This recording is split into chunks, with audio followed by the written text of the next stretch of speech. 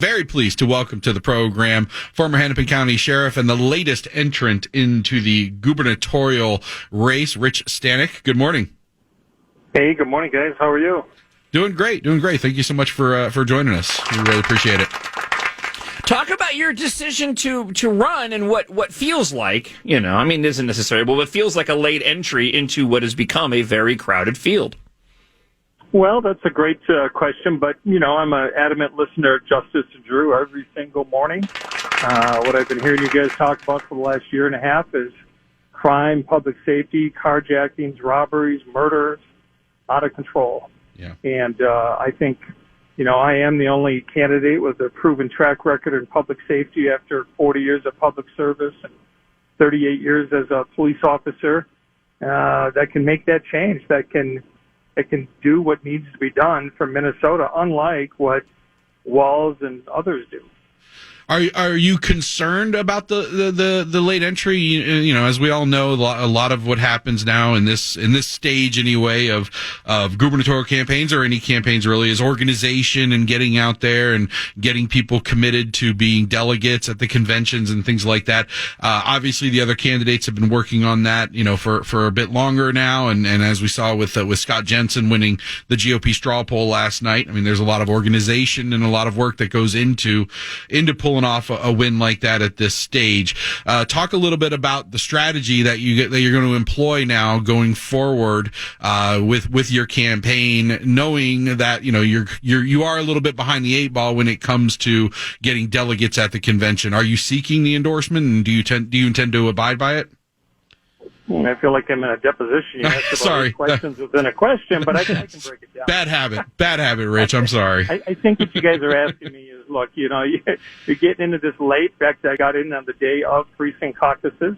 Mm-hmm. Precinct caucuses last night were just that, precinct caucuses. They weren't, this was not the endorsing convention in mid-May. If we've seen anything, and I think your listeners would agree, every time there's a debate, and every time there's a straw poll, there's a different winner. There is no clear front runner amongst the GOP candidates. I was not included in the straw poll last night. My work ethic. I'll be working hard every single day, as I have been the last several months, reaching out across Minnesota, talking to average people, coffee shops, neighbors, community events, understanding what it is that they need. They've spoken loud and clear in terms of what they're looking for from me, which is why I made the decision to come out of semi-retirement, so to speak, and get back into this. You know what?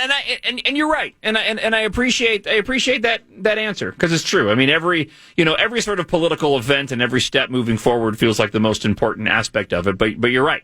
There is still a long way to go, and months and dynamics can change. Dynamics absolutely can change. But let's talk about that, because we do have some dynamics here in Minnesota that don't change, and unfortunately, a lot of times that falls under the category of really, really bad narratives and policies under the DFL. If you are elected, how do you combat that immediately in order to enact change on the streets of Minnesota in Minneapolis from that position? What do you do on day one to begin to correct the problem of what you started off with talking about and what we've highlighted here on Justice and Drew, and that is the overall rise in crime? Well, we're going to work on four things right away, which is obviously public safety and the rise in crime across Minnesota. We're going to work on jobs in the economy. We're going to work on the rise in inflation. Fair and safe elections with integrity, and of course, the mandates and the restrictions, and we're telling people what to do. Coming back to the first one, though, which is what you're asking me, and I've been on your show a number of times. Again, 40 years public service as a police officer. I've been there. When I served as sheriff of Hennepin County alone, we brought crime down almost 38 to 40%. 12 years collectively across the board. I've watched the last 2 years, as many of your listeners have, violent crime increase another 45, 60% the other way. If this was a thermometer, it's like going from Florida back to Minnesota, right? It's 65, 70 degrees during the day, and then you're back down to minus 10, minus 20 in the evenings and overnight. I've got that proven track record. I've done this. I've been in elected office for 25 years, both as a state legislator, commissioner of public safety, a Minneapolis police officer, a Hennepin County. I'm confident in that, and I think Walz and the DFL know it. So not daunted by it at all. Can you give us an idea? Can you give us some items that you could do from the governor's office specifically to, because we know the crime problem is out of control and the crime problem is focused mainly on the Twin Cities and it's expanding out into the suburbs. But what could you or anybody in the governor's office do to have that, some policies and some measures and some steps you could take that would impact the crime levels in the cities, knowing that they're governed by, gaming it out. If you do actually win the election, you're going to be dealing with a city council and mayors in both of those cities that are going to be of the opposite party and therefore are probably going to be very reticent to work with any Republican governor. So what would you do and what could you do as governor to help with the crime problem there? Well, the first thing is, for sure, there will be another polarizing incident across Minnesota, across the metro communities. And when that polarizing incident happens, whatever it might be, you're not going to let folks get out of hand, riot, destroy, burn buildings, loot, kill people. You've got a lot of resources at hand. Use the resources. Get engaged. Don't wait 48, 72 hours or more to engage. That's not what the public expects from you. Mm-hmm. Secondly, don't advocate for reducing Sentencing Guideline Commission recommendations about repeat offenders. Third, work with the prosecutors, work with the judiciary, as well as local law enforcement as a cohesive effort to reduce crime, fight violent crime in their communities. Yesterday in Richfield, they had a horrific shooting. Again, another school shooting across Minnesota. Whatever the circumstances or the details were, I don't think it matters. This is what the average person is talking about. They don't feel safe on the street. They don't feel safe in their communities. They don't feel safe sending their kids to school or the shopping malls. That's a real problem, and we got to deal with it, and deal with it now.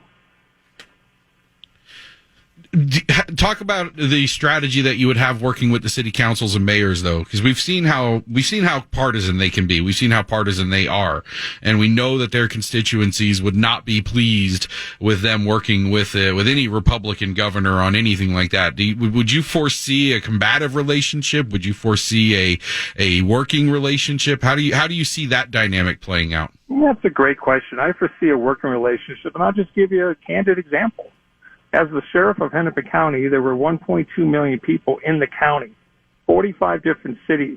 That's 45 cities that had 45 different mayors, 45 sets of city councils, a number of different school boards and elected officials. And the elected county sheriff had to work with them every single day. And cohesively, we helped each other reduce violent crime in our county by 38% over the 12 years I served as sheriff. That's a concrete example. Mm-hmm.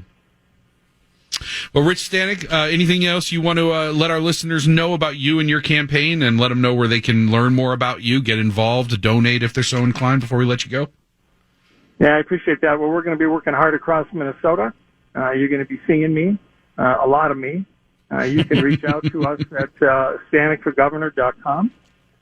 I appreciate that. You guys always do a great job, and I'll continue every morning tuning into Justice and Drew. Well, we appreciate that very much, you, Rich. Thank you very much. And good luck, and stay in touch. I'm sure we'll be talking again as your campaign plays out. All right, guys. Thanks. Take care. Bye-bye. Rich Stanek for governor.